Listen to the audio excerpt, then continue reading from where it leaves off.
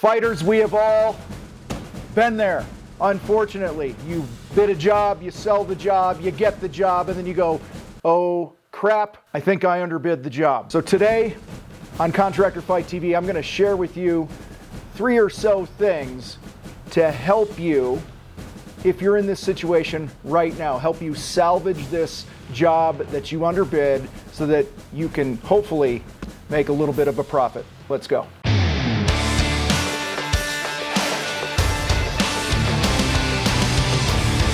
So you underbid the job, you realized you underbid the job, and before we get into the 3 things that I recommend that you do if you're in this situation, I want to share with you some things I don't think you should do. Okay? The first thing I don't think you should do is go back to the client and go, hey man, I need more money. Okay? Because that just makes you a douche. All right? It's your job to know your fucking costs. It's your job to know what it takes to produce your work. It's your job as the professional contractor to get it right. And if you didn't get it right, don't be the typical dickhead contractor who goes back and goes, I need more money because blah, blah, blah. And let me tell you this, if you underbid the job because your contracts are fucked up, that's on you too. Because a lot of you guys right now, with everything going on in the world, you can't get materials, material prices has gone up, and now you're eating that because your fucking contracts aren't squared away either. We're going to do another video here pretty soon about contracts, my friends. I guess that would be about the only time I would say it's appropriate to have that conversation with everything that's gone on in the world here and the virus and all this other shit and materials going up and you can't get things. That would be the one exception I'd say go back and have a conversation. I'll give you that one. But in most cases, guys, going back to the client is a bad idea. Because this is your bad and you need to own your crap. So don't go back to the client and go, oh, I didn't think it was going to be this much money and blah, you got to pay me more. All right? Because that just makes you look stupid. All right? Second thing, what not to do when you realize you've underbid a job is bitch and complain. Because that ain't going to fix it. You can whine all you want and this and that. But guys, that energy carries over to the project. Okay? And I've underbid many jobs in my lifetime, and I will tell you, when you bring that bitching and complaining into the project, it just makes it worse.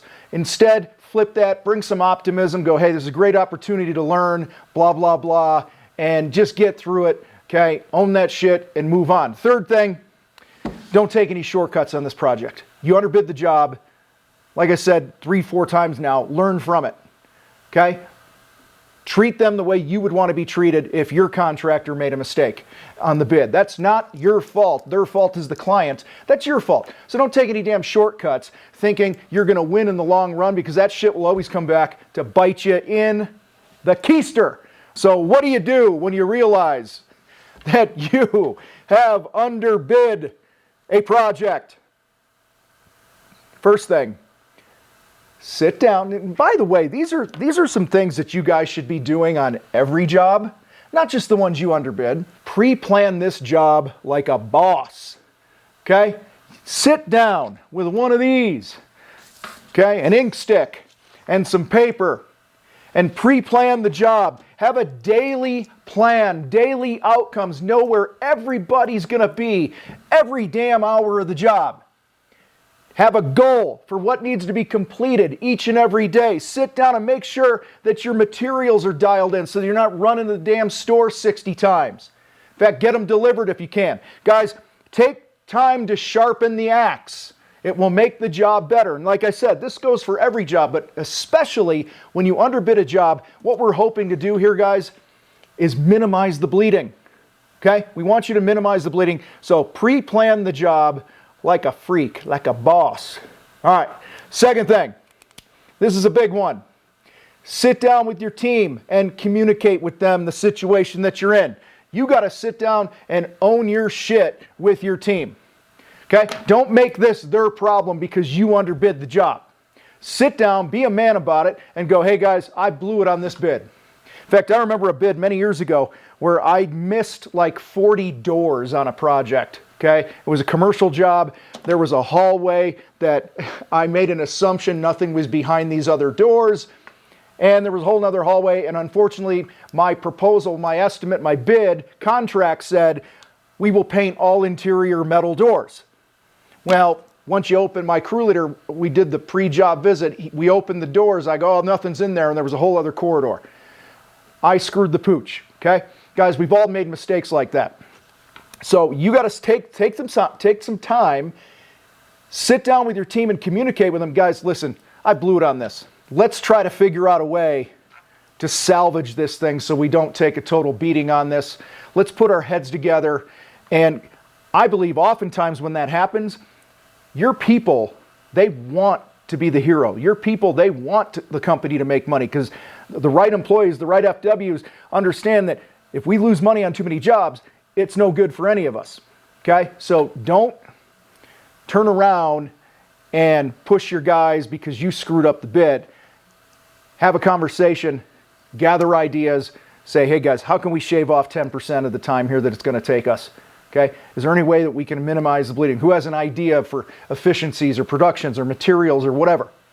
And you will find that together, that group think will work really well. Also, communicate a clear scope, because as we know from Parkinson's law, okay, the time needed for a task will expand to the time that you made available for it.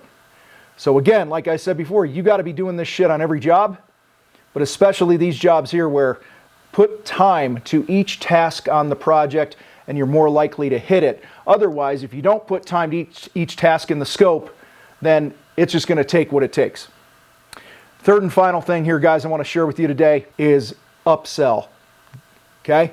Open your eyes, look around the project. Are there other things that we can add to the scope of work that maybe weren't included? When you combine finishing on time, like we just talked about, with upselling, you can often ease the bleeding on the project a lot. And so in order to upsell, you need to have your eyes open. If you got foremen and crew leaders or whatever out in the field, they should be getting trained all the time on upsells and role playing and things like that.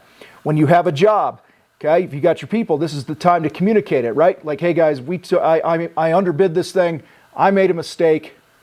Keep your eyes peeled for anything around here that we can add to the scope of work that'll help us bring a little money in and hopefully not take too much of a beating on this thing. So guys, the mental approach with this, hopefully this doesn't happen to you too many times. I know it happened to me far too many times. And it's never a good time when you realize, in fact, I think I shared on a video recently that there was a guy who's all excited. He sold a $4,500 job, I believe, and something like that, or a $3,000 job, and he realized it was going to take him like $4,500 to finish the job. That's a shitty situation to be in, but that is not anyone's problem but his or yours or mine as the contractor. So the mental game here is learn from it, okay? We used to chalk, and I always would chalk this up as a learning opportunity and a marketing expense. Okay, like I said earlier, don't go in there bitching and complaining, taking shortcuts. It's still your duty to make this the best experience somebody's had with a contractor. And whatever money you lost on that, put that like, hey, we were here, we gave a great experience, it's marketing. We're just marketing our business at this point. Guys, this is also why we beat the drum here to make sure you're bidding your work at least a 50% gross profit or better. Because when you do that, you've got some room for error. Okay, there was a guy in one of our groups recently who just shared he made a mistake on the job. He made a mistake on the bid, but he's like, man, luckily I had this thing bid at a 60%. When it all shook out, I still made a 42% gross profit, okay, which isn't ideal, but it saved the day because he was higher. Had he been like most contractors and bid the damn thing at a 30 or 40%, he'd be down in the teens or 20% or whatever the hell it is, all right, in gross profit, which again is better than nothing, but not ideal. I got two things for you here. Number one, if you haven't subscribed yet, hit the button wherever the heck that thing is, all right? Second thing, bidding properly always starts with making sure that you're job costing the projects that you finish, and that's how you learn as you go on. So if you don't yet have our job costing worksheet, go to thecontractorfight.com/job cost. You rock. I got to roll. See you next time.